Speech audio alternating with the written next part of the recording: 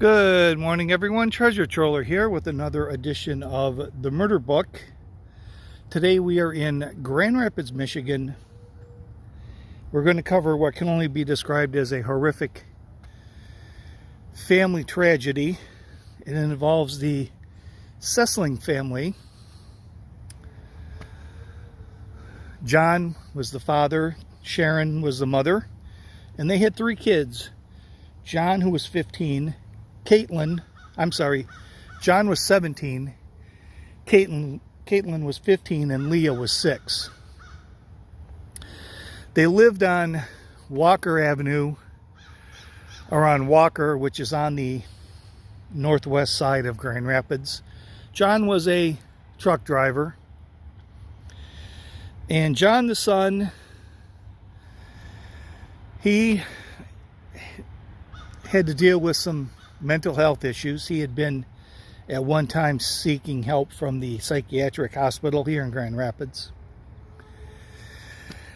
And the event took place on January 22nd. But prior to that, John had told his friends, some of his friends, that he was talking about hurting family members. He had also said that his father had thrown him out of the house. And on the 22nd, things took a really, really tragic turn. John took a baseball bat and beat his mother with the baseball bat.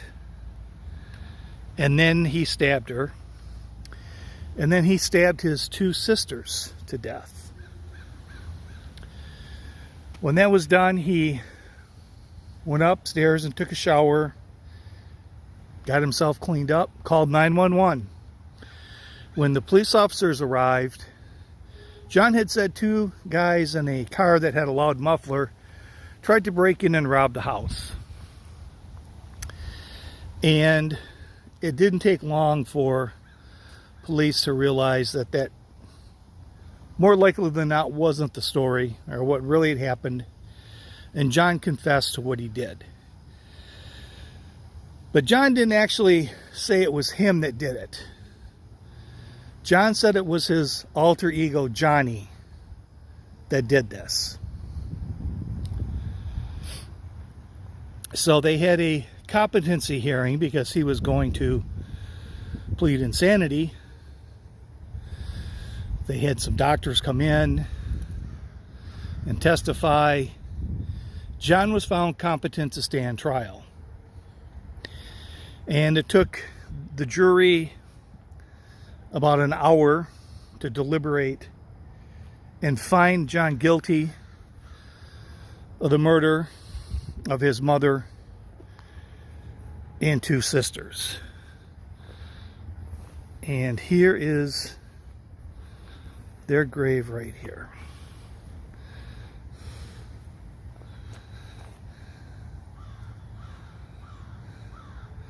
Sharon, Caitlin, and Leah.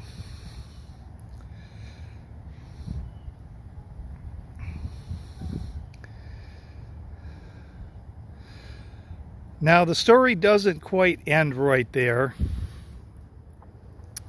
He was given,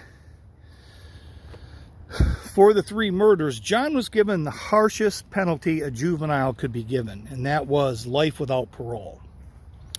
And this year, in 2023, after he had served 20 years of his life sentence, the Supreme Court said that he could,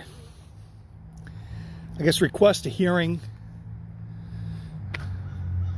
to see if they wouldn't find it, the court wouldn't find it in their heart to reduce his sentence. Friends came in, friends of Sharon, Caitlin, and Leah came in, talked about how horrific this crime was and how this just brings it up again and he needs to stay in prison. Don't reduce the sentence. And the judge agreed with him. He kind of said, well, you know, I guess it's kind of nice that the Supreme Court said that you could have a hearing to see if we could reduce your sentence. He said, but this is one of the most heinous crimes that has ever been put before me. And the judge denied John's request to reduce his sentence. So John continues to serve out his life sentence. It's a very, very tragic story. So for the Murder Book, this is Treasure Troller saying aloha and good day. Okay, so here's the correction to the vlog. He actually was resentenced. They did find it unconstitutional to give a life sentence to a juvenile.